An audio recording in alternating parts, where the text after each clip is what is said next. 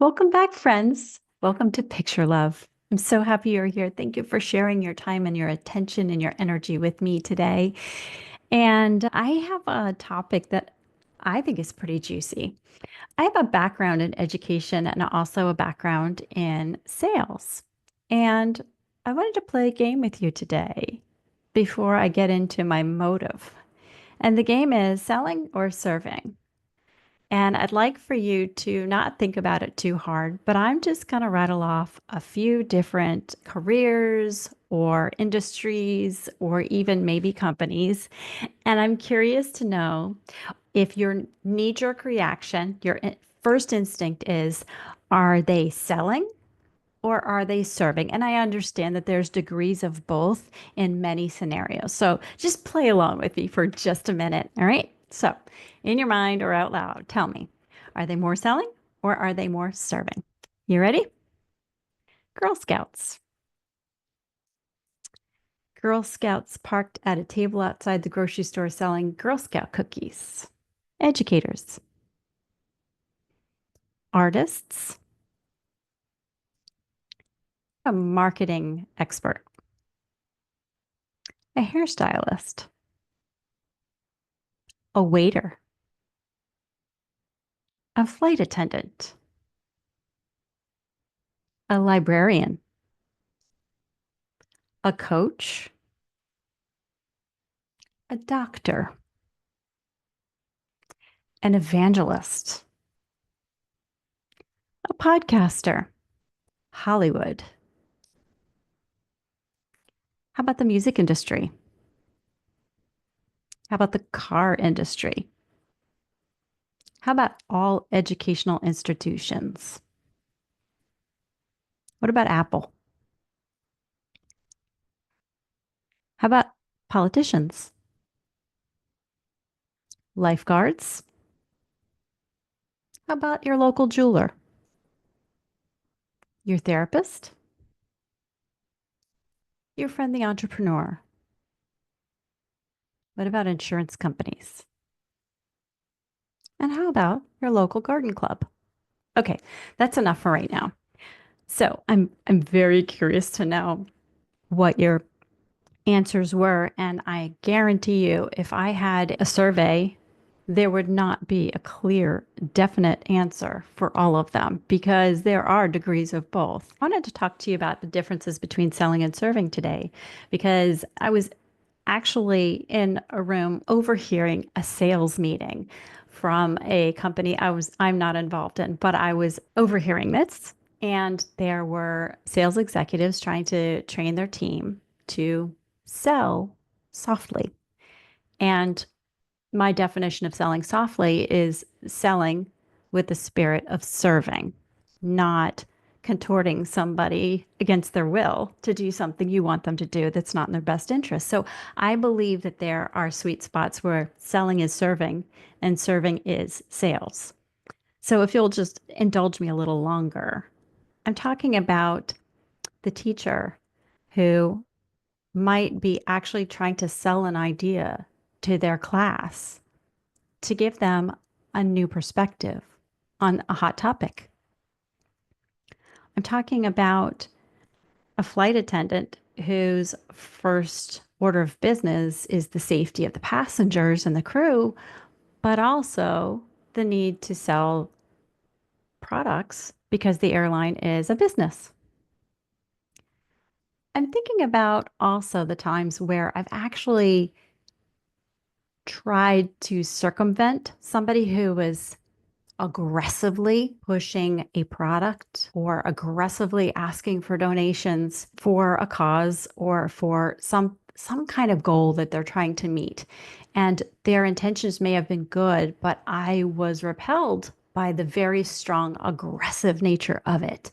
That's just me. Maybe you don't see it that way, but there are times where it just does not align, doesn't resonate with me, and I don't feel like answering a very angled question that clearly was meant to get a reaction. Do you know what I'm talking about? You might call it manipulation. I call it influencing. And there's more than one way to influence things, right? So when we're influencing our audience, what's our motive? And to piggyback on the last week episode of Picture Love Podcast, I mentioned one of my favorite books. And oh, yeah, side note, if you missed it, I'm going to put a link again in the show notes tonight. So, this time on this episode, so that you can also share a book recommendation, something that you think is worthy of filling people's heads with. They can be fiction, nonfiction, I don't care. But if it's something that's so good you want to pay it forward, please share a title that you recommend. But after that little bunny trail, I'm remembering a book that I've read and given away multiple times called Start With Why by Simon Sinek. And most likely anybody listening to Picture Love podcast has heard of Simon Sinek. And if you have not, this is a very accomplished author and public speaker. And Start With Why is not talking about like how to sell to people or how to do something. It's about going to the root, the motivation. What are the intentions beneath doing something? So if we're talking from a perspective of, let's say, a teacher. A teacher is trying to get their students to understand the mechanics of how the math works. Hopefully, they care about the results of their student. Hopefully, they care about their students learning. And hopefully, they care about empowering their students to go further and using that math in life and next steps, maybe in their career. And the influence that that educator has on the class is lasting. And it can be for the better, for the worse, or it could be absolutely forgotten, which I don't feel is like for the better. But my point being that when we have a clear understanding of why we're doing something, then it makes the execution much clearer too. And it clarifies the message. And I really think it clears the channels for understanding from your audience. So, as a podcaster, I'm here to share from my heart and to light the way to maybe consider something you hadn't considered before or look at it with a new light, because I really feel like that's where our communities are enriched, when we can share insightfully and agree to disagree when we need to, but also challenge good thoughts and make them better and spread good thoughts and encourage each other to dig deep down and find new thoughts of our own. And so, and I do it in a loving spirit, therefore the name Picture Love. So my why comes back to, is my audience going to listen to this, and am I going to cause them to have a fruitful, positive thought that's going to come alongside of them and help them through their day and help them really picture love better in their lives? That is why I am a podcaster, because I just want to spread light and love. And sometimes I'm trying to sell you an idea. Other times I'm trying to give you a gift. I definitely am trying to create some engagement, because I feel like there are conversations that I can have so much better with you rather than at you. And who likes to be spoken at? I know all the conversations I like the best engage me, that's for sure. And it might be just being asked a rhetorical question.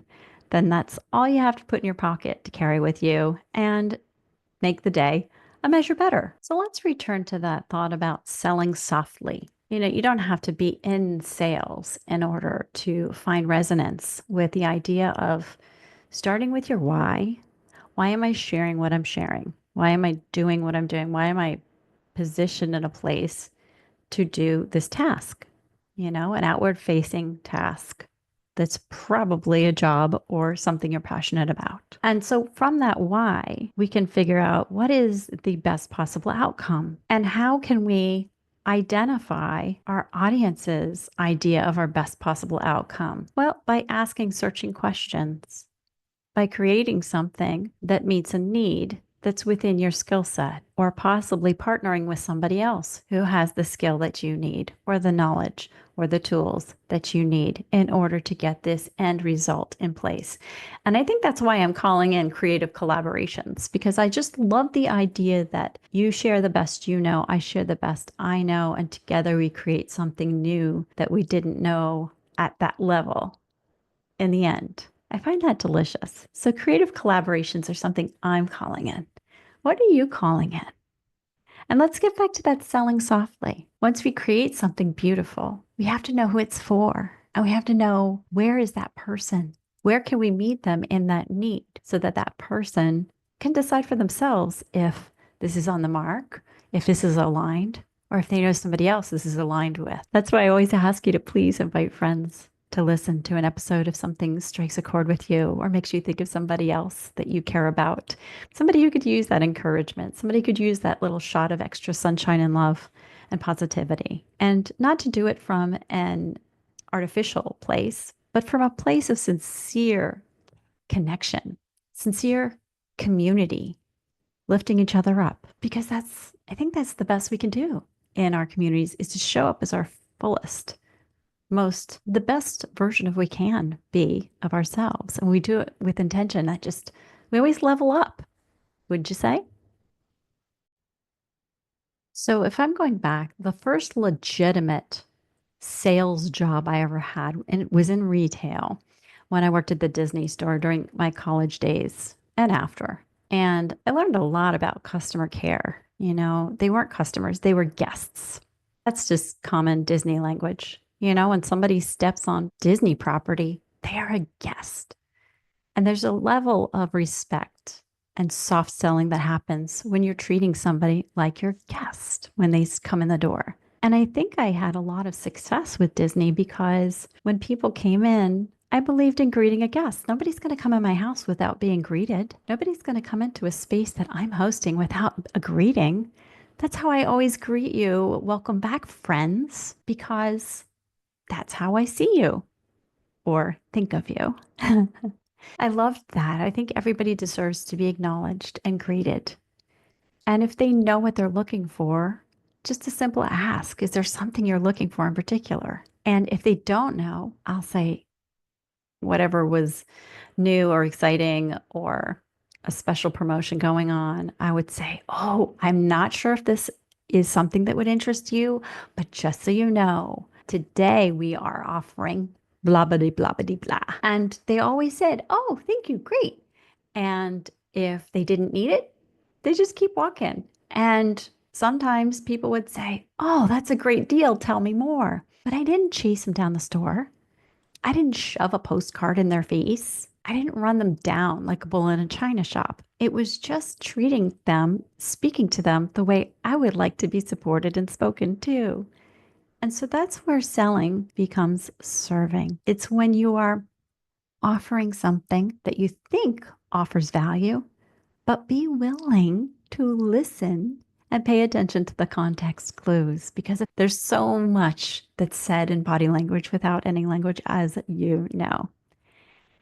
And serving to me is giving somebody something that helps them benefit. I don't mean giving the shirt off your back and pouring from an empty cup.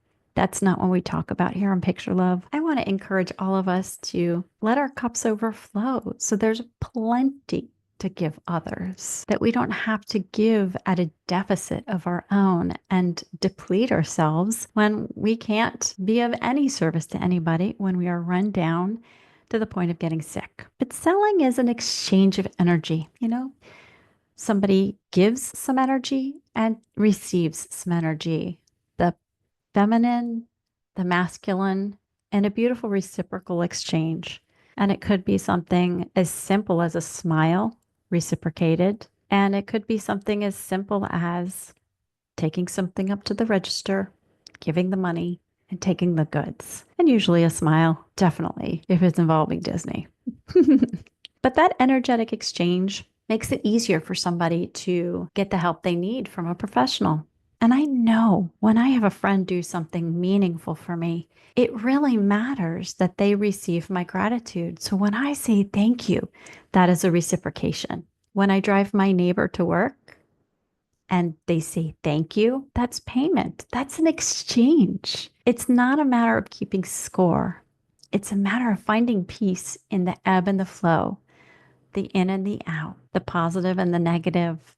And I don't mean in a good and bad way, but I also find that selling and serving at their best come with less expectation, less judgment, a little depersonalization of the expectations, just letting the money come in and the service go out, letting the service come in and let the money go out and trust that there's always enough because quite honestly, I think we've been lied to. There really is no lack. There really isn't. There is so much abundance in us, around us, through us. There is so much abundance.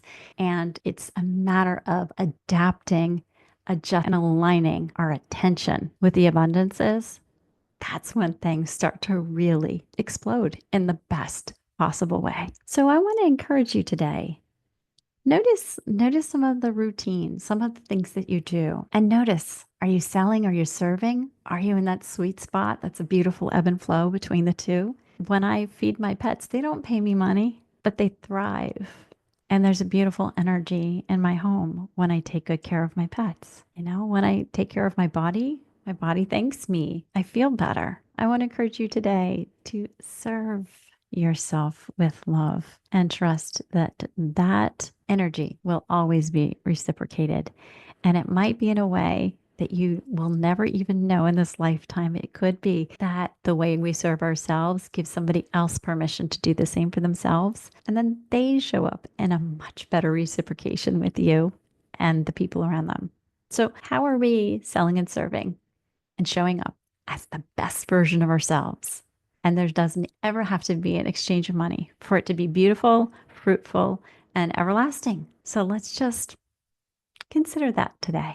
And if you have a favorite book that you want to share with us, please check the show notes. Again, I would really love to hear that from you. Until next time, keep picturing love. See you then.